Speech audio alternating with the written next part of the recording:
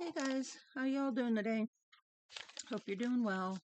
If you've been here before, you know who I am. If you've not been here before, my name is Barb, and this is Halfway to Sane, and we do true crime stories here. And today I have a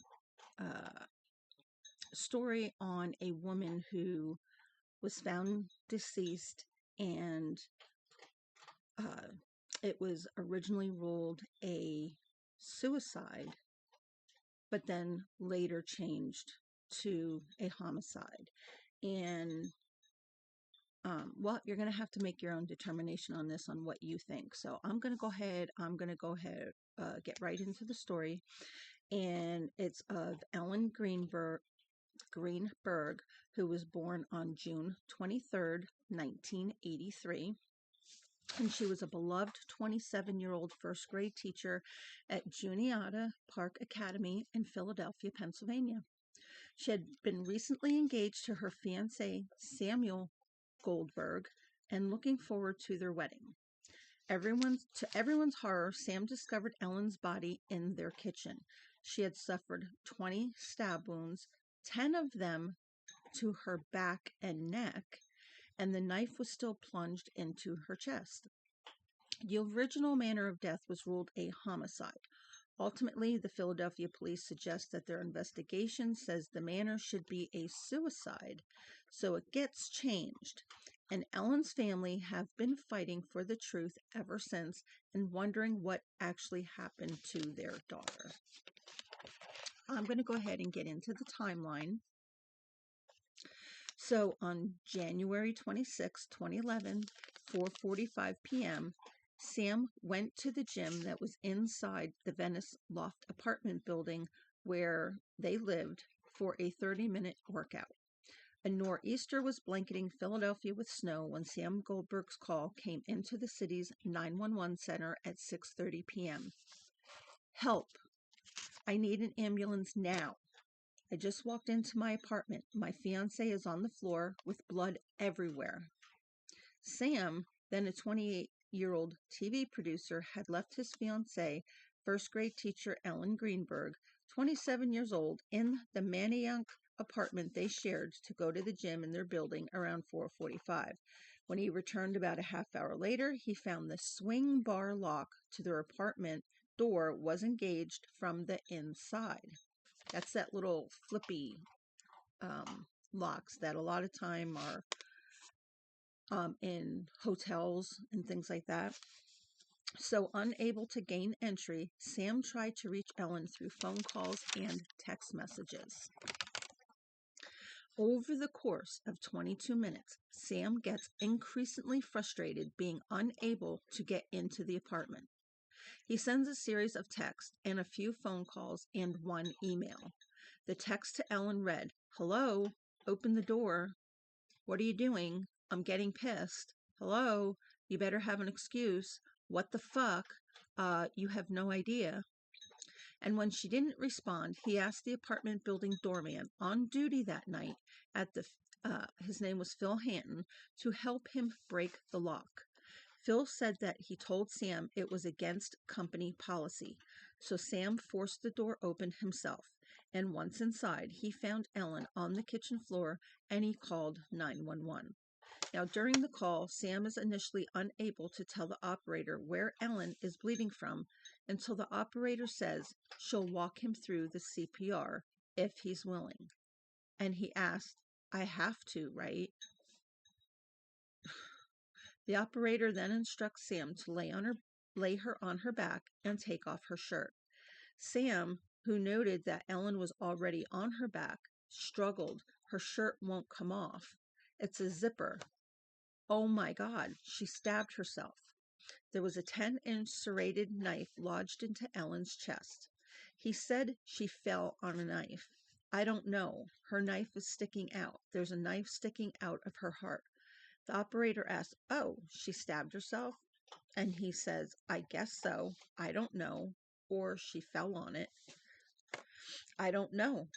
The operator then tells him not to perform CPR and wait for the police to arrive. The 911 call came from Sam Goldberg, who declined to comment, was released for the first time last year as part of a discovery in the ongoing civil suit. Ellen's parents, Joshua and Sandra Greenberg of Harrisburg, have filed against the Philadelphia Medical Examiner's Office and the pathologist who conducted their daughter's autopsy. Her name was Marlon Osborne. Now, after discovering a total of 20 stab wounds to her body, the medical examiner initially ruled Ellen's death a homicide. But weeks later, she changed her manner of death to suicide, with no explanation to Ellen's parents, who learned about the reversal from the media reports. The 911 call paints a clearer picture about what the first chaotic moments were like after Ellen's body was found, but it also revealed an inconsistency with police long-held stance that Ellen was never moved from the slumped position on the floor in which she was found when they arrived, with her head, neck, and shoulders propped against the corner cabinets. Not as Sam said on the call, lying on her back on the floor. I think the consensus initially was that it was very, very weird. It's not the only inconsistency that emerged during the Greenberg family's 11-year battle to gain insight into their daughter's death and the investigations that followed. Unable to get answers from the city, the Greenbergs purchased their daughter's autopsy report and photos from the scene. They have amassed a cadre of experts, from forensic pathologists to a blood splatter specialist, who have questioned the suicide ruling as first detailed in a March 2019 inquiry report. The Greenbergs and their attorney, Joseph Padrazzi Jr., filed their lawsuit against the city on October 2019, seeking to have the manner of Ellen's death changed back to homicide or undetermined, a move that would allow for investigation to be reopened and pave the way for a possible wrongful death or misconduct lawsuit against the city. We're asking to change the manner and open a new investigation with impartial people and an impartial prosecutor, Joshua stated. We're not asking for the moon, just justice for our daughter.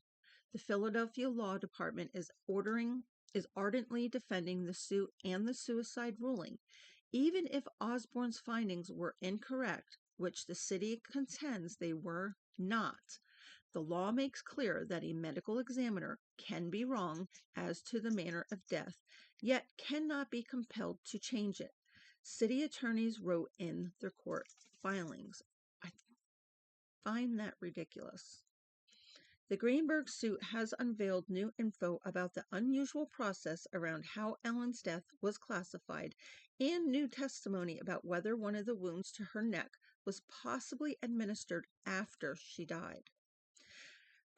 But will the civil suit, which is headed to Commonwealth Court, be enough to get the manner of death changed? And will that provide any more information about Ellen Greenberg died or provide closure to the family? One thing is clear: Ellen Greenberg's death remains a mystery. Even Osborne, who stands by his suicide ruling, testified at deposition that the case was unusual. He said, "I think the consensus initially was that it was very, very weird." I don't know what was weird about it. I mean, how do you stab yourself 20 times and 10 of them are in the back of your head and neck?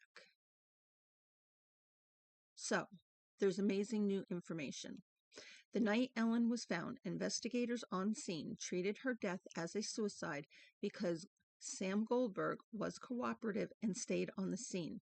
There were no signs of an intruder, and the apartment door was locked from the inside, and Ellen had no defensive wounds to indicate she'd fought off an attack. It wasn't until the next morning, when Osborne conducted his autopsy, that all 20 of Ellen's stab wounds, including 10 to the back of her neck, were discovered. There were 8 wounds to her chest, ranging from 2 centimeters to the final 4-inch wound of the knife still embedded in her chest. a 2-inch wound to her stomach, a 2.5-inch long gash across her scalp, and 10 wounds from nicks to 2 about 3 inches deep to the back of her neck. There were also 11 bruises and various stages of healing on Ellen's arm, abdomen, and leg. Well, wait, they just said there was no defensive wounds. So all of a sudden there's bruises. Oh my God. Osborne, who's now an associate medical examiner in Palm Beach County, Florida, declined to comment for this story and testified at deposition that at the time of the autopsy, I did believe I had enough information to rule Ellen's death a homicide. But when he informed police of his findings, he said they asked him to list the case as pending while they continued investigating. In an unusual move, 2 days later, a police spokesperson was already publicly disputing Osborne's findings, saying police were leaning towards suicide and looking into some mental health issues that Ellen may have had. Now, given the stark difference of opinion, Osborne said he decided to have a neuropathologist examine Ellen's spinal cord to see whether it was damaged to the point it would have rendered her incapable of inflicting the subsequent wounds to herself, including the final wound to her chest. Osborne, who testified the spinal cord was an important question, said he asked Lucy Rourke Adams, a renowned neuropathologist who retired from the Children's Hospital of Philadelphia in 2015, to conduct the exam. But instead of her coming to the medical examiner's office, Osborne said he walked a section of Ellen's spinal cord over to Rourke Adams at CHOP in very heavy snow for an informal curbside exam. How weird is that?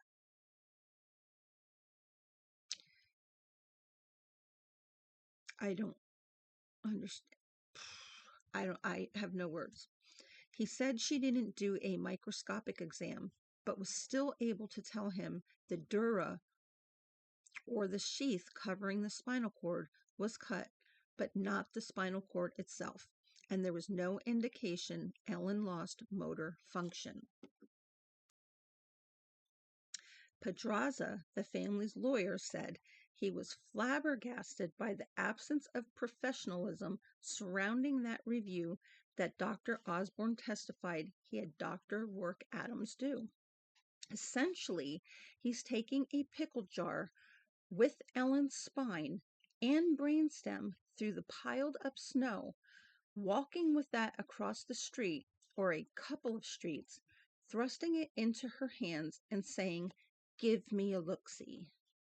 No report by Rourke Adams was created, and a bill for her work has never been found. She later told the Inquirer in 2018 that she had no recollection of conducting the exam, and that without a report or a bill for her services, she would conclude that she did not see the specimen in question, although there is a remote possibility that it was shown to her. I think she's lying. My personal opinion. I don't think she wanted to be involved in this aftermath, so let's forget that I ever did anything. Sometime after Rourke Adams' alleged spinal cord exam, Osborne and former chief medical examiner Sam Galino, who resigned in August 2021, amid controversy over his office's handling of the remains of the MOVE bombing victims, he said they were asked to attend a meeting with members of the district attorney's office and Philadelphia Police Department. Galino said such a meeting was unusual. Neither pathologist remembered another like it during their time in Philadelphia. It's clear that they were presenting information because they felt that the manner of death was different from what had been ruled. During the meeting, Osborne said police confirmed a doorman was with Sam Goldberg when the door was broken down, which played a role in his thinking about the case. It was important to find out if it was broken and if anyone was there to see it be broken, Or is it just the story we're getting from the descendant's boyfriend that it was broken by him? It doesn't seem like anyone else could have been in the room to inflict those injuries other than Ellen herself, and that is how I came to the conclusion of suicide, he said. But the lone doorman on duty that night gave a signed declaration for the civil case stating he did not witness the door being broken, and video surveillance from the lobby obtained through discovery shows he didn't accompany Sam upstairs, so he was not there. At deposition, Pedraza, the lawyer, asked Osborne if he would have changed his homicide ruling to suicide if there was still a dispute about whether someone was with Sam. When he broke the door down, whether the door was broken at all, and whether the lock was engaged when Ellen was stabbed. And Osborne said no, he would not, saying he would have been closer to ruling the death undetermined. For Ellen's parents and their lawyer, this was damning testimony. Now, Dr. Osborne said that if there was any doubt that the fiancé was escorted by the security guard, or if it was untrue what he was being told, then this could not be a suicide. But Osborne testified he also changed her manner of death to suicide because of the spinal cord exam and the lack of defensive wounds, the lack of incapacitating drugs in Ellen's system, and no signs of an intruder, the broken door, Sam's statements, and police findings from the scene. Now, Sam Galino, the medical examiner, testified that after reviewing the case, he also believed it was possible for Ellen to have created all of those wounds and found no reason to disagree with the suicide ruling. Who in their right mind can think somebody can inflict that many wounds on themselves, especially to half of them being to their back, their neck? How do you stab yourself that deep? 10 wounds to the back of her head, neck, and 1 to her heart. You can't continually keep stabbing yourself when...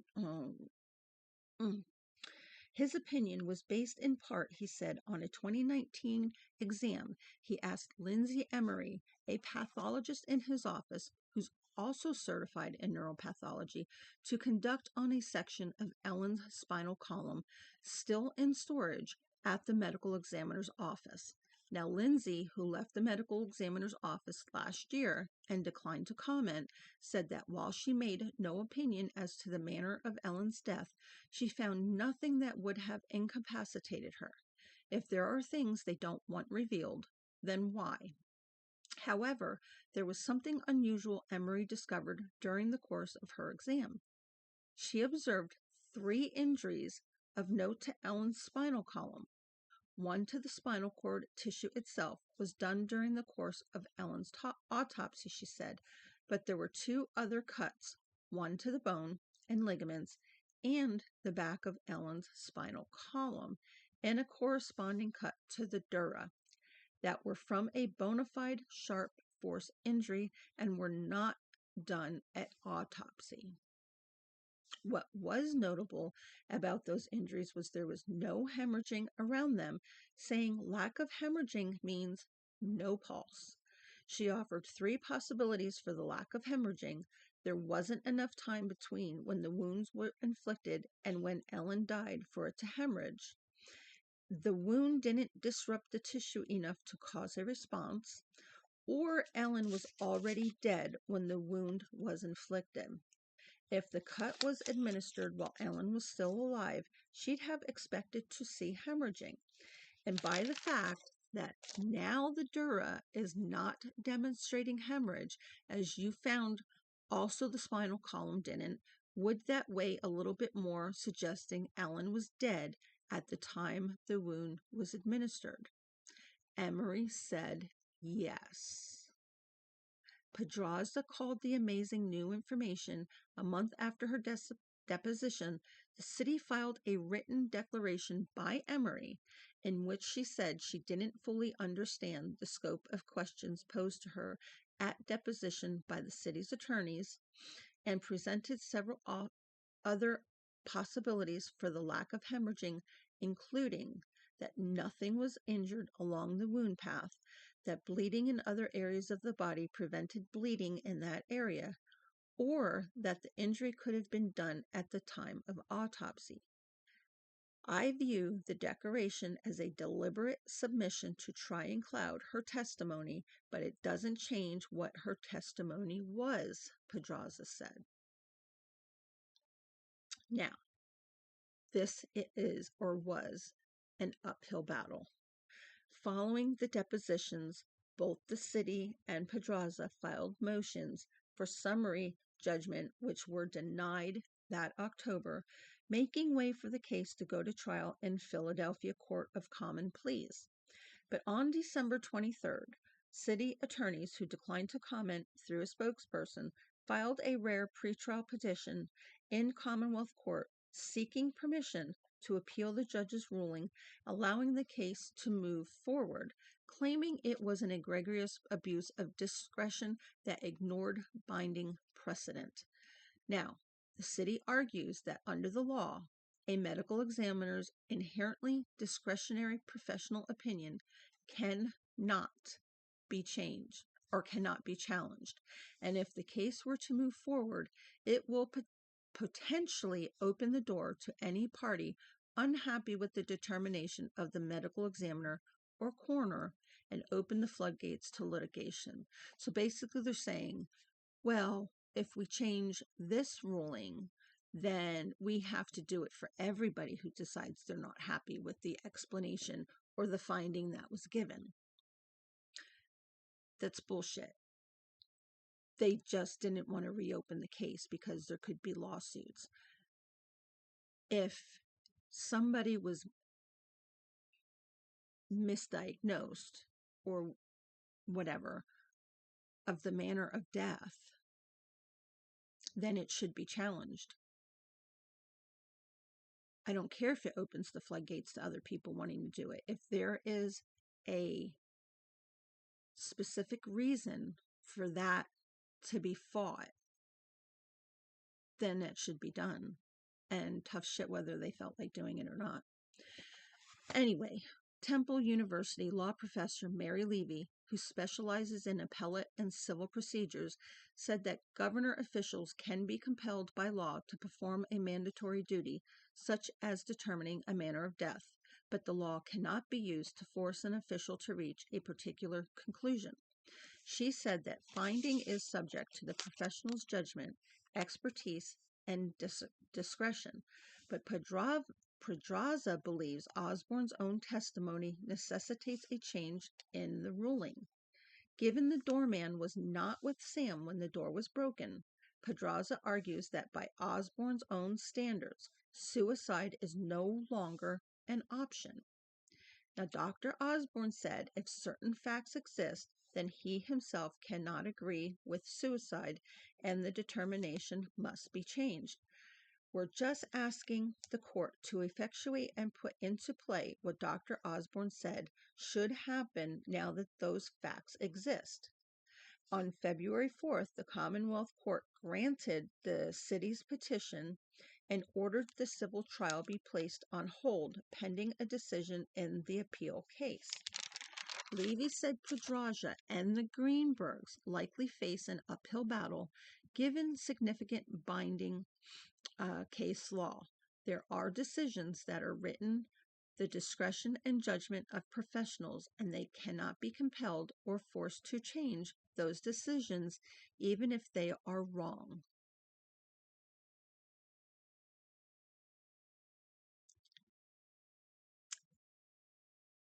Okay.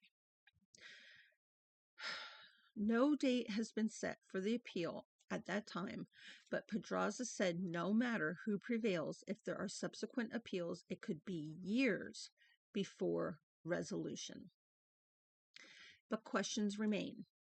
In December, Pedraza provided the civil case depositions in other records to Attorney General Josh Shapiro's office, hoping it would reopen Ellen's case. The Attorney General's office previously reviewed the case in 2019 and stood by the suicide ruling, citing suicide-related searches allegedly found on Ellen's computer and text messages showing she was in distress. Those could have been made by Sam leading up to this whole thing. It doesn't mean she did it just because it was her computer. The Greenbergs knew their daughter was suffering from what a psychiatrist described as severe anxiety, but that psychiatrist also told police there was never any feeling of suicidal thoughts, according to the medical examiner's investigation report. I have severe anxiety. I don't think about killing myself. Just because you have anxiety doesn't mean you want to die. I'm not saying that there are people who feel that way, but I'm just saying for myself.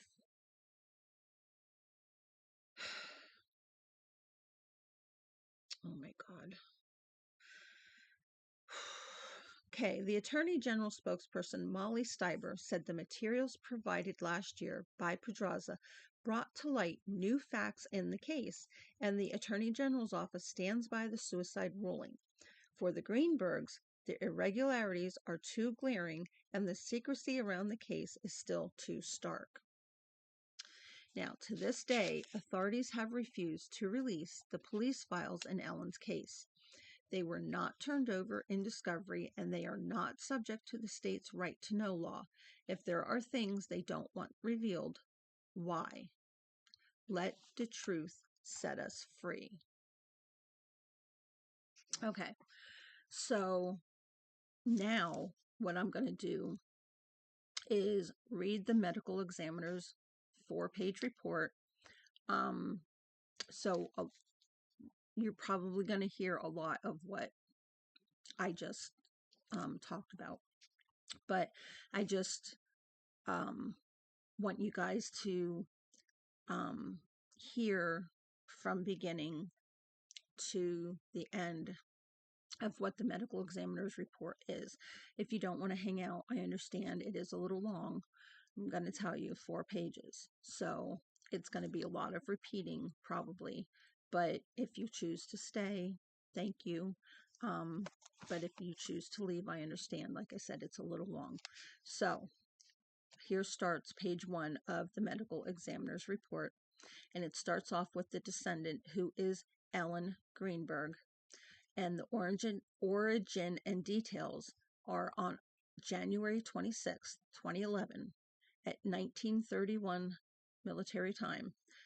Detective Sierra 9103 of Homicide called to report the death of the above descendant found in her apartment with a knife in her chest. So at the scene, he states, I arrived to the scene at 8:27 p.m. and was met by 5th District Police Snipes 6358 and Young 6960 holding the log. Now, NWDD Sergeant Ferguson's number 446, detailed Detective Veal 9216, and Detective Ravel 9020, the assigned. Now, Homicide Sierra 9103 and Peters 851 arrived a short time later. The descendant's fiancé, Samuel Goldberg, along with his family and some friends, are also present. Now, the background, the descendant's fiancé, Samuel Goldberg, reportedly left the descendant at the apartment around 4:45 p.m. to go to the gym. He returned around 5:15 p.m. to 5:30 p.m. and was unable to get into the apartment. He opened the door with his keys, but the door was secure from the inside. He proceeded to try and contact the descendant via text messages, telephone calls, and emails for approximately an hour before he forced entry into the apartment. An apartment security man was reportedly present during the entry. He immediately discovered her and called 911. Radio time is at 6:33 p.m. He was briefly instructed to start CPR until he noticed a knife in her chest. He then was instructed to stop. Police Fire Department Medic 5 responded and pronounced the descendant,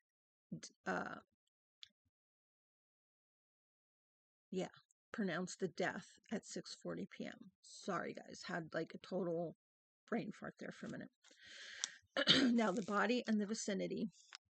The location of death is in the kitchen of the descendant's apartment, located at the Venice Loft Apartments, 4601 Flat Rock Road, Unit 603, Philadelphia, Pennsylvania, 19127.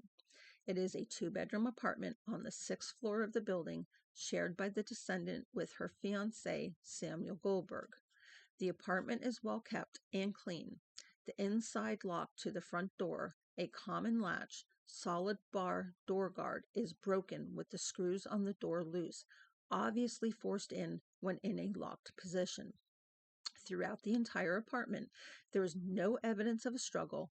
Furniture and items appear in place, and nothing is obviously missing or disturbed. There are numerous valuables present: money, keys, 3 laptop computers.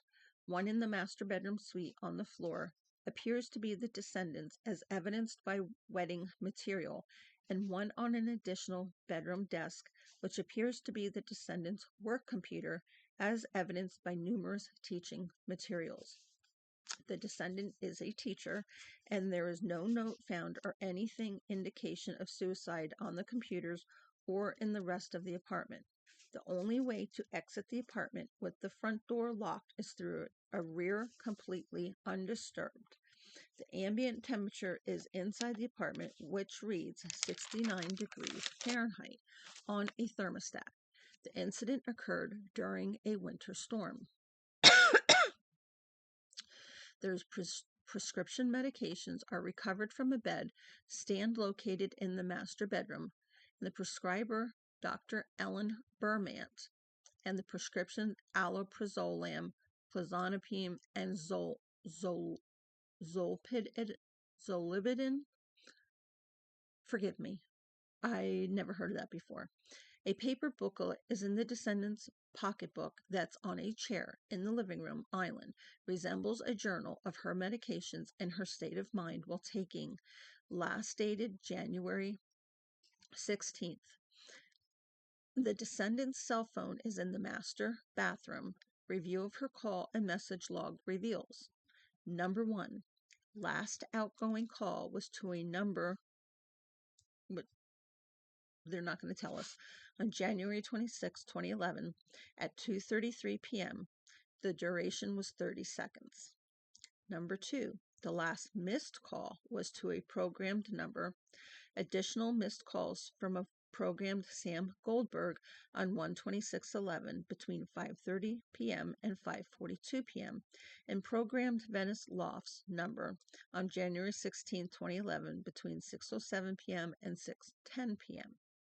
Number 3, the last outgoing text to a programmed Sam Goldberg on January 26, 2011 between 5:32 p.m. and 5:54 p.m. Sam Goldberg on January 26, 2011 between 5:32 p.m. and 5:54 p.m.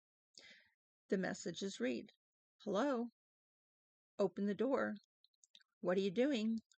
I'm getting pissed. Hello, you better have an excuse. What the fuck?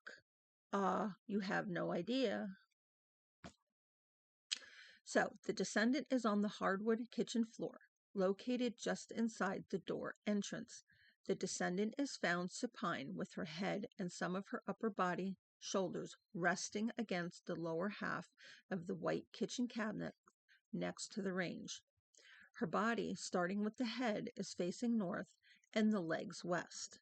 She is clad in a zipper-up dark-colored shirt over top a t-shirt, gray sweatpants, underwear, and light brown Ugg boots.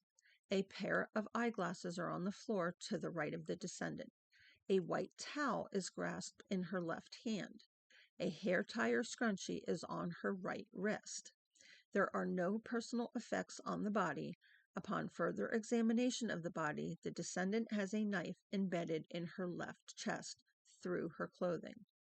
There are multiple stab wounds examined at the scene, At the chest where the knife is located, a few superficial grouped nearby, one to the left upper chest near the clavicle, and two more at the mid-chest between and just below the breast.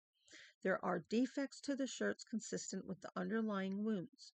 There are no defensive injuries to the hands, wrist, or forearms. The right hand is closed in a loose fist. Post-mortem findings at arrival at 8:27 p.m., 9:55 p.m. are the same. The body is mostly flaccid, and the hands appear to be slightly stiff. The body is cool to the touch at the extremities and warm to the touch at the torso, front, and back. Lividity is inconspicuous, and findings are consistent with current position of the body. I think lividity is when the body is in a certain position and then the blood starts to seep below the body and rest that way. I think that's what that is. So, blood is present on the head, in the hair and neck.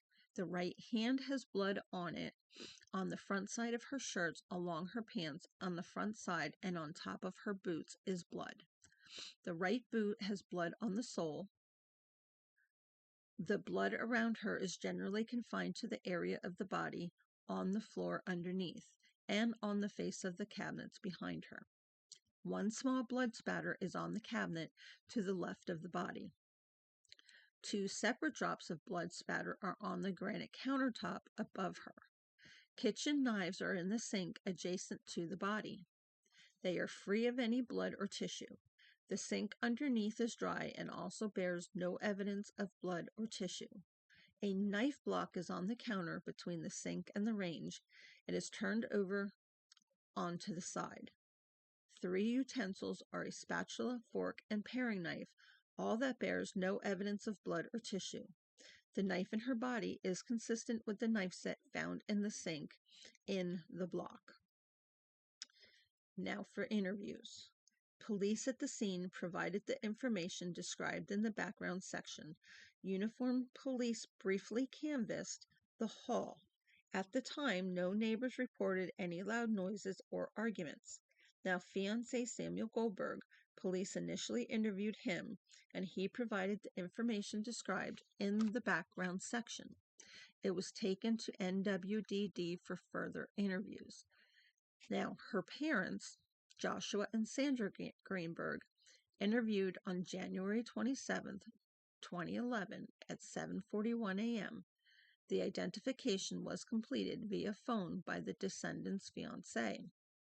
Mom states she last talked to descendant the same day at 7 a.m. when they were both on their way to work. They had a pleasant conversation, and she gave no indication that something was imminently wrong. The descendant has been battling issues with anxiety since the end of last year. Mom states she was struggling with something for which she urged her to seek help. She was seeing a psychiatrist, an Ellen Berman in Marion Station. The descendant as described as anxious, insecure, not sure of herself, and not liking how she felt, characteristics that were not the norm her entire life. The descendant expressed to the parents that she was a bit overwhelmed with her classroom work. The descendant's occupation is a teacher for the School District of Philadelphia, currently teaching at Juniata Academy Elementary School, and has been employed there for 3 years. She is described as a bright woman who is very successful and recently received her master's degree in education and certified in reading specialty. Sorry, guys. The day the incident occurred is the same day that school grades were to be handed in. The descendant was in a committed relationship with Sam Goldberg, and they have been together for 3 years, recently engaged over the summer. The parents have no reservations about their relationship. They describe the fiancé, Sam, as a fine young man. They were happy to have him as an in-law. They have no knowledge of any verbal or physical abuse. The parents deny any previous suicide attempts or ideations. The incident is a surprise to them despite her issues with anxiety. Now, from the psychiatrist Ellen Berman, when notified of the death, Ellen was upset. She states that the descendant was a new patient of hers, only seeing her 3 times on 1/12/11, 1/17/11, and 1/19/11. She was scheduled for an appointment on January 27, 2011. The descendant presented initially as severe anxiety for 2 months. During her brief sessions, it was believed that she was having difficulty with work, overwhelmed, and felt pressure. She did mention that she was doing well, but the school district changed some regulations. She also had issues with difficult students, and she didn't know whether to quit work or work through it. Ellen was in the process of developing a treatment plan and was in contact with the descendant's mother, who called expressing concerns for her daughter. There was never any feeling of suicidal thoughts, and when asked about her fiancé, the defendant had nothing but good things to say about him and mentioned they were getting married and he was wonderful. Ellen even noted a smile when she spoke of him. Ellen recalls asking about abuse. The descendant denied any verbal or physical confrontations, and the descendant was initially prescribed medication, although she expressed the uneasiness of taking the medication. She tried Zoloft first and then switched to a low dose of Xanax. After no success, Ellen prescribed her Ambien and Klonopin to help her sleep. There was never any indication of abusive behavior. Now, action. The scene and body were examined, interviews were conducted, and photographs were taken. The knife was kept in place during transport, and the prescription meds and small booklet was taken as evidence. The body was ordered for transportation to the medical examiner's office via police wagon for further post-mortem examination. Comments? The knife recovered from autopsy is a single-edged blade, approximately 12.5 centimeters in length and 1.5 centimeters wide. It is a Cutco brand steak knife, and video is available for further information on a surveillance contact. It was signed Stephen Olszewski. So that's the end of the medical examiner's report. But there were some updates to the case. So on March 15th, 2019, the Philadelphia Inquirer released a front-page investigative report reviewing the suspicious circumstances surrounding Ellen's death. Pittsburgh forensic pathologist Cheryl Wett, who challenged the single bullet theory of the John F. Kennedy assassination, reviewed the case and determined it was strongly suspicious of homicide and said he did not know how they wrote this off as a suicide. Similarly, forensic scientist Henry Lee, who testified for the defense in the O.J. Simpson murder trial, reviewed the case files and concluded the number and types of wounds and blood stain patterns observed are consistent with a homicide scene. One significant point of contention were the stab wounds that allegedly penetrated Ellen Greenberg's brain. Wayne K. Ross, an investigator hired by the family, wrote that the wounds to the brain and spinal cord would have caused severe pain, cranial nerve dysfunction, and traumatic brain injuries. The original medical report stated that an esteemed consulting neuropathologist, Lucy Balin Wark Adams, had determined there was no such case. I would conclude that I did not see the specimen in question, although there is a remote possibility that it was shown to me. The newspaper examined the records and determined there was no bill, invoice, or report from Wark Adams for this case. Initially, investigators thought the apartment door had been locked from the inside using a swing bar latch, and reported that Sam Goldberg had been with a security guard when busting it open. The manager of Greenberg's apartment building later claimed that the door being latched did not prove Greenberg had locked the front door from the inside. The security guard in question said he was not there when Goldberg forced open the door, and security footage showed Goldberg without the security guard on the elevator just before the 911 call was made. An analysis of phone records also appeared to contradict claims by two relatives of Goldberg's that they had been on the phone with him as he broke the door down. Now, on Friday, January 31st, 2025, so this is very recent news, Dr. Marlon Osborne signed a document of saying that after considering new information in the case, he no longer believes that Ellen killed herself. Her parents resolved their claims against Osborne over the weekend, and on Monday, just before a jury could be impaneled in a separate suit by the Greenbergs against various city officials, the remaining parties reached a settlement in both lawsuits. The Greenbergs were seeking damages for what they called a conspiracy to cover up Ellen's murder. Philadelphia City spokesperson Ava Schwemmler said that while city officials did not admit liability, the Greenbergs will receive a monetary payment, and the amount of which will be disclosed at a later date. The city's medical examiner's office will re-examine the Greenberg case, and Ellen's mother, Sandy, said, "We're very excited when she heard the news of the reversal." She says, "I mean, never in my wildest dreams did I think anything like this was going to happen. All these developments could clear the way for what Greenberg's parents have wanted all along, a criminal investigation into their daughter's death." A noted pathologist, Sarah Weck, said the case was strongly suspicious of a homicide. A crime scene reconstructionist said it happened, or that it appeared Ellen's body had been moved. And another outside pathologist, Wayne Ross, pointed out a hemorrhage in her neck muscle, that the various bruises on her body were consistent with a repeated beating. Remember that in the beginning? As for the claims about the apartment door, those were less certain than they first appeared. Melissa Ware, who managed Greenberg's apartment building, told CNN that the latch door did not prove Ellen locked herself in. It was possible that the latch swung by itself in response to closing the door. She said it had happened to her, and last November Sam Goldberg gave a statement laminating what he called the pathetic and despicable attempts to desecrate my reputation and her privacy by creating a narrative that embraces lies, distortions, and falsehoods in order to avoid the truth. Mental illness is very real and has many victims.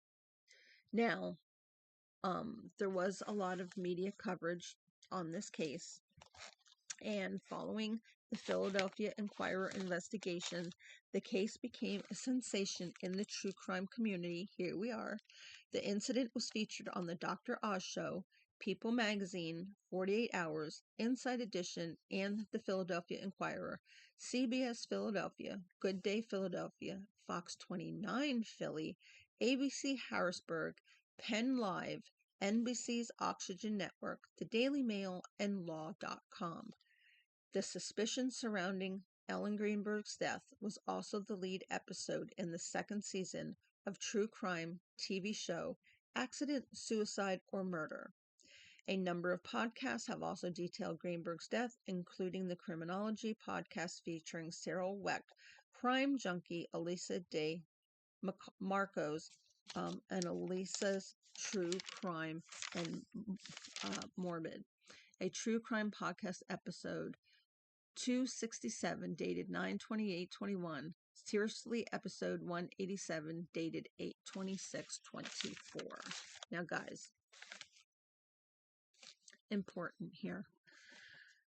Reading or listening in this way or by podcast, discussions about suicide can be triggering for people experiencing emotional distress. If you or anyone you know is struggling, help is available 24 hours a day, 7 days a week. The National Suicide Prevention Talk Line offers help in over 150 languages. You may call 1-800-273-8255 or text HELLO, HELLO, to 741-741. A Spanish line, if you're Spanish speaking, 1-888-628-9454. If you're deaf or hard of hearing, call 1-800-799-4889. The Philadelphia Suicide and Crisis Center offers guidance and assessment about depression, self-harm, hopelessness, anger, addiction, relationship problems at the number 215-686-4420. Now there's a Veterans Crisis Chat line is available at 1-800-273-8255 or by text at 838-255. And lastly, the Trevor Project offers crisis support to LGBTQ and youth 25 and under, excuse me, at 1-866-488-7386, or you may text START, START, to the number 678-678, and you may start your chat. Guys, leave me your thoughts and comments down below, any questions, any ideas on what you would like to hear next. If you haven't done so already, I would appreciate if you would subscribe to my channel. It really helps me out. Hit that thumbs up button and that notification bell. And until next time, guys, peace.